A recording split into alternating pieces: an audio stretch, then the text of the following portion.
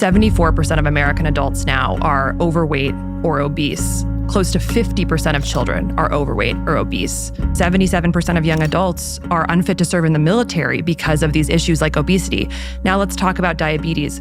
50%. A full 50% of American adults have prediabetes or type 2 diabetes, which is a fundamental issue in how our cells— half the country, Tucker, have prediabetes or type 2 diabetes, and 30% of teens now have prediabetes. 18% of teens with fatty liver disease, a disease that used to be in late-stage alcoholics. Cancer rates are skyrocketing in the young and the elderly. Infertility is at peak rates. I mean, I don't know how this is not front page news. Infertility is going up 1% per year. Sperm counts are going down 1% per year since the 1970s. Now, the thing that people need to understand is that all of these conditions are caused or driven by the exact same thing. Back in the 1960s, obesity was almost unheard of, and as a matter of fact, you don't need statistics to know that something has changed. Look at the photographs of beaches from the 1950s. Something has changed, and the question is it human nature? Have we suddenly become lazy or voracious? What has changed in our food system and diets, and what is disrupting our hormones? Many professionals and whistleblowers believe we are being mass poisoned. Our present lives and its comfort and convenience is fueled by products and services provided to us by big business. These multinational corporations play a huge part in our lives and have a bigger say than many of us gives them the credit or even imagine.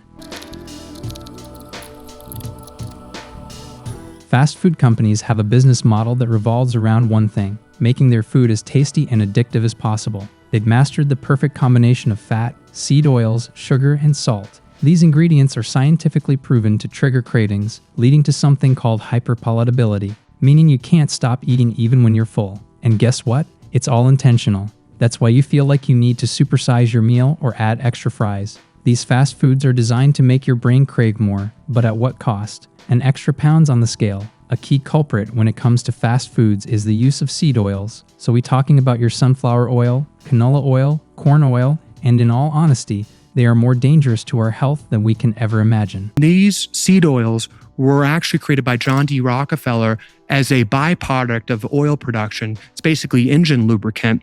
And the Rockefeller and those aligned with him actually lobbied to have this suitable for human consumption. That's how seed oils came into the American diet. They're much cheaper, but they're highly inflammatory. Now let's talk about portion sizes. Back in the 1950s, the original McDonald's hamburger was around 1.6 ounces, and the fries were just 2.4 ounces. Fast forward to today, our meals have more than doubled in size, and the question is why? Well, bigger portions mean more calories, and that's more profit for the company. It's a vicious cycle. Larger portions lead to more consumption, which leads to weight gain. And who could forget the convenience factor? Fast food is literally everywhere, on every corner, on every delivery app. You can have a double cheeseburger in your hands faster than it would take to cook a healthy meal at home. These companies know that when we're in a rush, stressed, or even bored, we're more likely to choose the easy, greasy option. Fast food is designed to be convenient, cheap, and comforting. But when you rely on it too much, it can easily become part of your everyday routine, leading to unhealthy eating habits.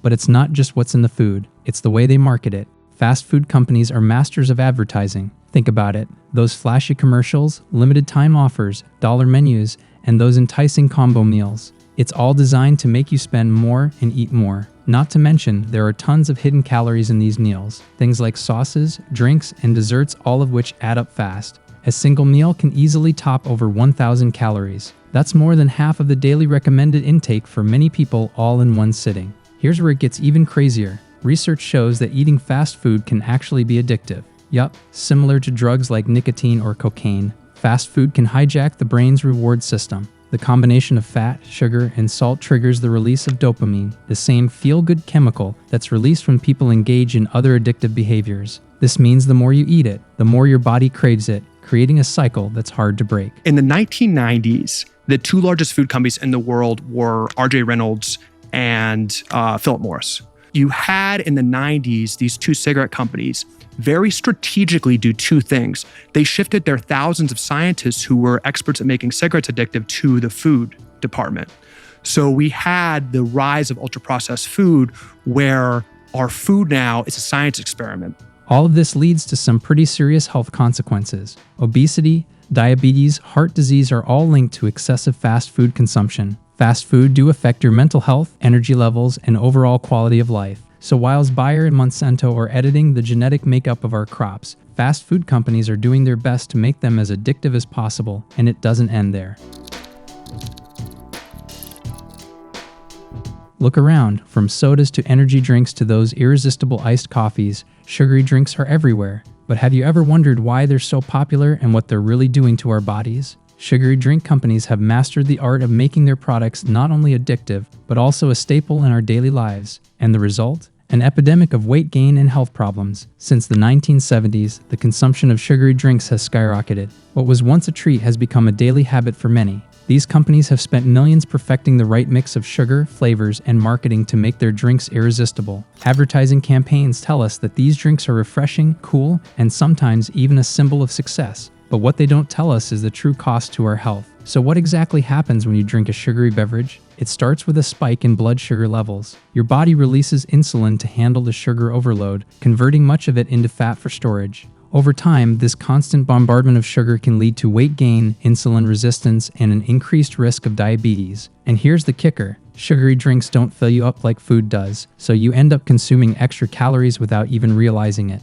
Big beverage companies know this. They spend billions on advertising to make sure their products are seen as fun, cool, and even healthy. Remember all those commercials showing athletes drinking sugary sports drinks? They want you to think you need sugar to stay energized. But the truth is, most people don't need these drinks to rehydrate or refuel. Water does the job perfectly fine, without the extra calories and sugar. The influence of sugary drink companies isn't limited to just one country. These businesses have gone global, promoting their products in schools, workplaces, and even hospitals. And as a result, obesity rates are climbing across the world. In fact, studies show that countries with the highest consumption of sugary drinks also have some of the highest obesity rates, and it's no coincidence.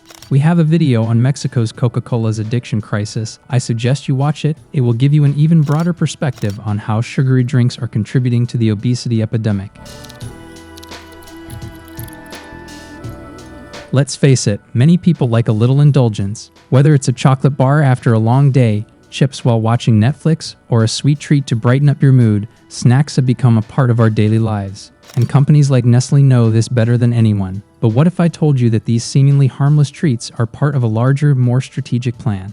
A plan that plays into human biology to keep us coming back for more. Companies like Nestlé spend millions researching how to trigger the bliss point, that perfect combination of sugar, fat, and salt that lights up our brain's reward centers. When you bite into that chocolate bar, your brain releases dopamine, the feel-good chemical we spoke about earlier that makes you want another bite and another and another. This is what makes snacks so addictive. They've mastered the art of making products we just can't resist, and it's not just Nestlé. We're talking about Mars, PepsiCo, Mondelez, and so many others. One of the biggest culprits in this story is sugar. Most snacks are loaded with hidden sugars. You may not even realize just how much you're consuming because it's disguised under names like fructose, corn syrup, glucose, and maltodextrin. Why? Because sugar is cheap and it hooks you. In fact, Nestlé has been accused of adding extra sugars to baby formulas, playing a huge part in sugar addiction in infants and the rising child obesity crisis. Now let's talk marketing. Ever notice how snack companies target kids and families in their ads? Or how their colorful packaging makes products look healthy with catchy phrases like low fat or whole grain or natural flavors? Nestlé and its competitors know that if they can get you to associate their snacks with comfort, fun, or nostalgia, you will be a customer for life, and that's a big part of the problem. It starts when we're young, and it's not just the ingredients, it's the portions. Over the last few decades, portions have gotten bigger and bigger, and larger portion sizes mean more calories, more sugar, and more weight gain. All of this has contributed to a global obesity crisis. In 2021, over 2 billion adults were overweight and more than 600 million were obese. Countries that traditionally had healthier diets are now struggling with rising obesity rates as snack culture spreads across the globe. And while we're getting bigger, companies are getting richer. Nestlé made over $94 billion in 2023 alone. That's a lot of money made off products that may be harming public health. To be fair, some companies claim they're reformulating their products to make them healthier, reducing sugar or adding more nutrients. But here's the thing, even with these so-called healthier options, we're still being exposed to highly processed, addictive snacks. Food advertisements are carefully designed to trigger cravings. They spend billions on ads that make their products look irresistibly tasty. They use everything from bright colors to sizzling sounds. And let's not forget the strategic lighting that makes a burger look like it just came down from heaven. But here's the scary part. Most of these ads target your subconscious. They use psychological tricks like associating junk food with happiness, family, and fun. So even if you're not hungry, you're thinking, maybe I should grab a pizza. And guess who's falling for it? All of us. Why do we fall for these ads so easily? It's because the foods being pushed are engineered to be addictive. We're talking sugar, salt, and fat, the holy trinity of junk food. Who do you think is the #1 target for junk food ads? Kids. And guess what? Kids are incredibly impressionable. They see their favorite cartoons munching on snacks or their favorite YouTubers reviewing the latest fast food item, and suddenly they want it too. Big companies are grooming future customers from a young age, and it's not just TV anymore. These ads are showing up in video games, social media, and even in-app games for toddlers. This is how advertising becomes a lifestyle for people, and it's why childhood obesity is rising at an alarming rate. Let me know in the comments section, who do you think is more responsible for the obesity crisis, the big companies or their customers who patronize their products? What role do you think our governments have to play, and do you think they are doing enough? What's your view on GMOs and the presence of sugar in almost everything we take, and what precautions you personally take to keep in shape, and what's your view on using seed oils for cooking? I would love to hear what you have to say. Thank you for watching and for the support.